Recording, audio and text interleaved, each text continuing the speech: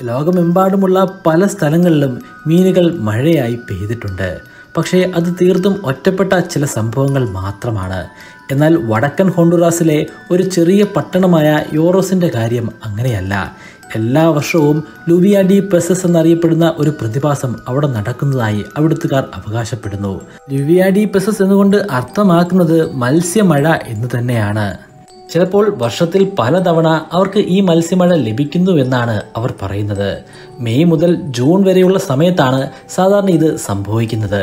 സാധാരണയായി വളരെ ശക്തമായ കൊടുങ്കാറ്റിന് ശേഷമായിരിക്കും ഇത് സംഭവിക്കുക.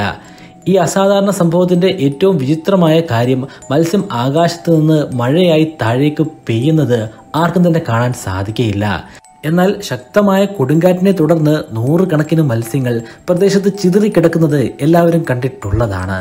തെളിവായി ഇതിൻ്റെ കുറേ ഫോട്ടോകളും വീഡിയോ ദൃശ്യങ്ങളും സാമൂഹിക മാധ്യമങ്ങളിലുണ്ട്. അതുകൊണ്ട് തന്നെ ഇത് വെറും ഒരു ഭാവനയായി തള്ളിക്കളയാൻ സാധിക്കുകയില്ല.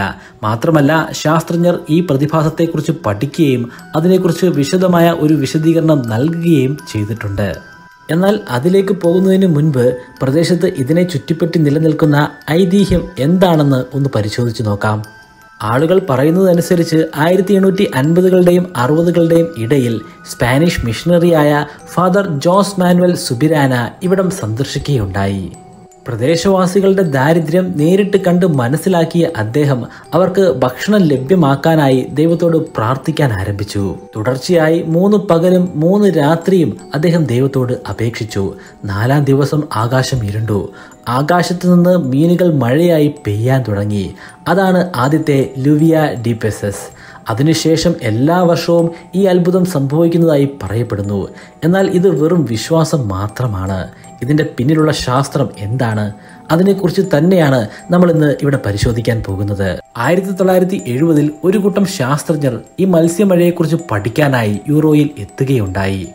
അവർക്ക് മത്സ്യമഴ നേരിട്ട് കാണാൻ സാധ്യമായില്ല. പ്രദേശം മുഴുവനും മത്സ്യത്താൽ മൂടപ്പെട്ടതായി അവർ കണ്ടെത്തി. എന്നാൽ അവർ ശ്രദ്ധിച്ച രസകരമായ ഒരു കാര്യമുണ്ട്. മത്സ്യങ്ങൾ എല്ലാം അന്ധരായിരുന്നു.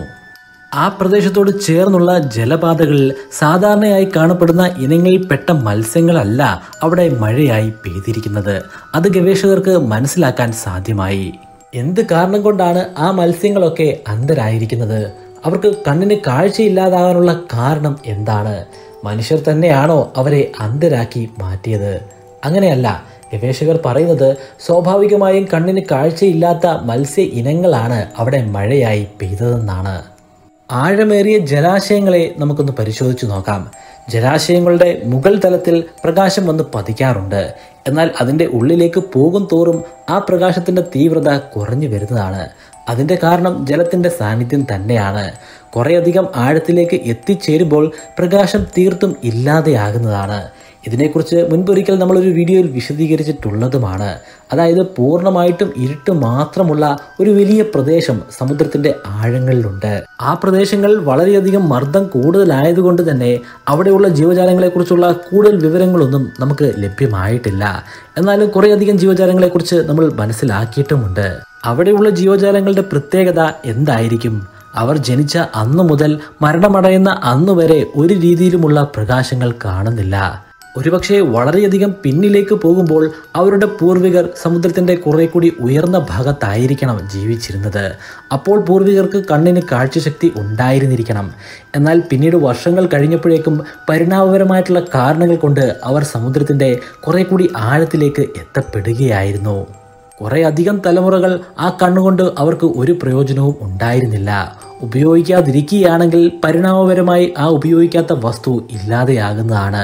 ഒരുപക്ഷെ ആ വസ്തുവിനെ നമുക്ക് കാണാൻ സാധിച്ചേക്കും, എന്നാൽ ആ വസ്തു കൊണ്ട് ഒരു ഉപയോഗവുമില്ല. പക്ഷേ ഇവിടെ വലിയൊരു പ്രശ്നമുണ്ട്. സമുദ്രത്തിൻ്റെ ആഴങ്ങളിൽ നിന്നും എങ്ങനെയായിരിക്കും ഈ മത്സ്യങ്ങൾ മുകളിലേക്ക് എത്തിച്ചേരുക? എത്ര വലിയ കൊടുങ്കാറ്റാണെങ്കിൽ പോലും ഇത്തരത്തിൽ പ്രകാശം എത്തിച്ചേരാൻ പറ്റാത്തത്ര ആഴത്തിലുള്ള മത്സ്യങ്ങൾ ഒരിക്കലും മുകളിലേക്ക് എത്തിച്ചേരുന്നതല്ല.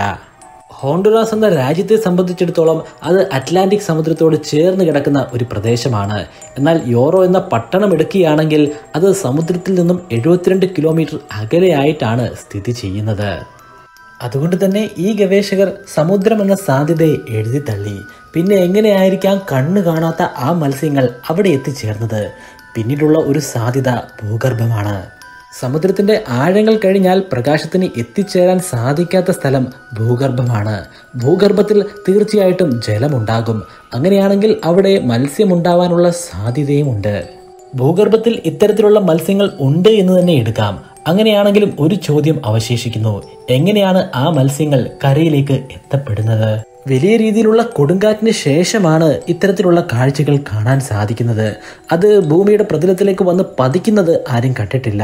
വലിയ രീതിയിലുള്ള വെള്ളപ്പൊക്കമായിരിക്കും ആ സമയങ്ങളിലൊക്കെ ഉണ്ടാവുക. ഇങ്ങനെ പെയ്യുന്ന ജലം ജലപാതകൾ വഴി ഭൂഗർഭത്തിലേക്ക് എത്തിച്ചേരാറുമുണ്ട്. അപ്പോൾ ഭൂഗർഭവും ജലപാതയും തമ്മിൽ വലിയ ഒരു കണക്ഷൻ തന്നെ ഉണ്ടാകുന്നതാണ്. അങ്ങനെ മത്സ്യങ്ങൾ താഴെ നിന്നും മുകളിലേക്ക് എത്തിച്ചേരുന്നു എന്നാണ് ഈ ഗവേഷകർ പറയുന്നത്.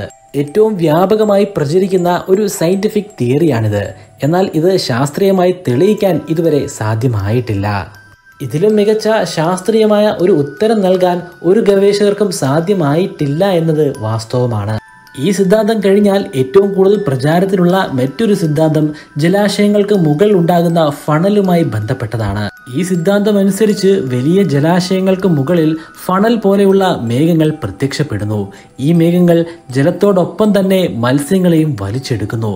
അങ്ങനെ വലിച്ചെടുക്കുന്ന മത്സ്യങ്ങളെ ജലത്തോടൊപ്പം കരയിൽ കൊണ്ട് തള്ളുകയാണ് ചെയ്യുന്നത്.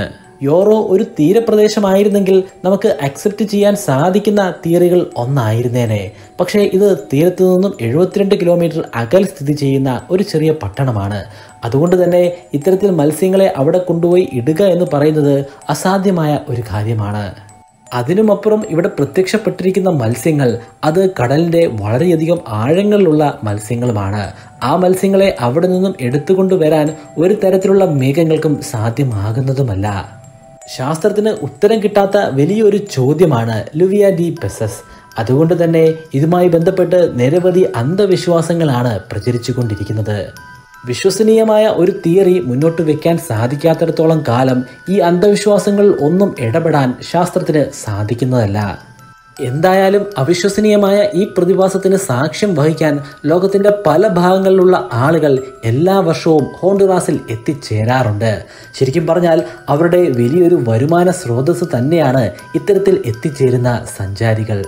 ഈ വീഡിയോയിലെ കോണ്ടന്റ് നിങ്ങൾക്ക് ഇഷ്ടപ്പെട്ടു എങ്കിൽ തീർച്ചയായിട്ടും ഈ ചാനൽ സബ്സ്ക്രൈബ് ചെയ്യുക. ഇന്നത്തെ ബ്രൈറ്റ് കേരളൈറ്റ്സിനുള്ള ബ്രൈറ്റ് ചോദ്യം ഇങ്ങനെയാണ്: ലുവിയ ഡി പെസസ് എന്ന പേരിൽ അറിയപ്പെടുന്ന മത്സ്യമഴ യൂറോപ്പിലെ ഏത് രാജ്യത്താണ് സംഭവിക്കുന്നത്? നമസ്കാരം, ഞാൻ ബ്രൈറ്റ് കേരളൈറ്റ്. നിങ്ങൾക്ക് ബ്രൈറ്റ് കേരളൈറ്റ് എന്ന യൂട്യൂബ് ചാനലിന്റെ ഭാഗമാകണോ? അങ്ങനെയെങ്കിൽ സബ്സ്ക്രൈബ് ബട്ടനോട് ചേർന്ന് കാണുന്ന ജോയിൻ ബട്ടണിൽ ക്ലിക്ക് ചെയ്യുക.